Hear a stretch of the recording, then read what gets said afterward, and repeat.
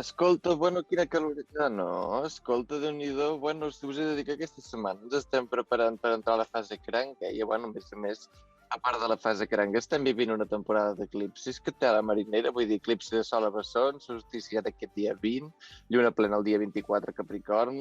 Déu-n'hi-do, escolta, bàsicament us he de dir que aquesta setmana serà una mica de picos d'energia, los picos d'Europa, però d'energia, saps el que te vull dir, no? Sobretot en temes relacionats amb el canvi. És possible que molts us noteu allò al final d'una temporada, escolta, i veieu que hi ha esdeveniments que es desencadenen una mica més ràpid del que és habitual, o que igual abans hi ha coses que havíeu de prendre una decisió i em sembla que ja no? Ara aneu més ràpid, saps? Allò coses que abans us farien dubtar, doncs ara les teniu molt directes, no? Bueno, escolta, aprofiteu aquesta energia, també us ho diré, per fer el bé. I aneu en compte per prendre decisions així una mica desesperades, perquè clar, pot ser que us noteu allò capaces de fer-lo tot, i llavors te passa el que te passa, que estàs en 400 projectes, filla meva, que no saps ni com arribaràs a diumenge, saps el que t'he dit o no?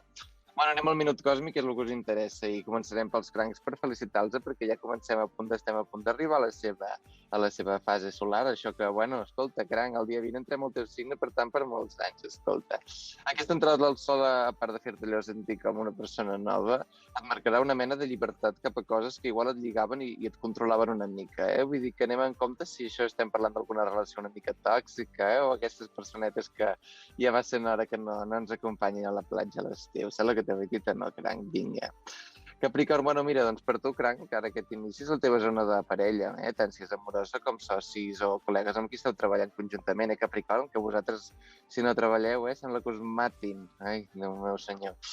Bueno, pensa a veure si hi ha alguna dinàmica Capricorn amb aquesta parella o amb aquest soci, que hauria de canviar. Si hi ha algun tema allò que s'ha quedat pendent de resoldre des de fa un temps, o alguna cosa que potser estàs veient que li hauries de dedicar una atenció. Aprofita a partir del dia 20 igual per posar-hi una mica de remei, això. Escolta, Taure, a veure, Taure, vosaltres una mica flipant, no? És que us he de dir, allò, sobresocialitzeu, saps el que t'ho vull dir? No? Taure, saps perfectament, que si surts cada tarda de copeo, allò cada vespre i tal, doncs què et passa? Doncs que se't podreixen aquelles maduixes ecològiques que te vas comprar pensant que te les menjaries i encara no l'has tocat ni una allà a la nevera, saps? O tens la casa feta un Cristo.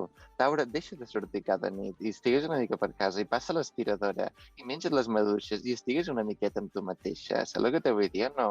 Posa una miqueta d'ordre tant físic i mental. A veure què passa, Taure. Ai, Déu meu senyor. Escolta, Verge, bueno, Verge, has de tenir una mica de paciència. Bueno, m'estic quedant de temps. Escolta, Verge, tingueu paciència. Si esteu esperant una notícia, una mica de paciència. I si heu de vosaltres donar la notícia, doncs foteu-li canya, saps, Verge? Perquè potser hi ha gent que està esperant que els hi clarifiqueu les coses, que igual tornen exparelles o extreballadors o el que sigui.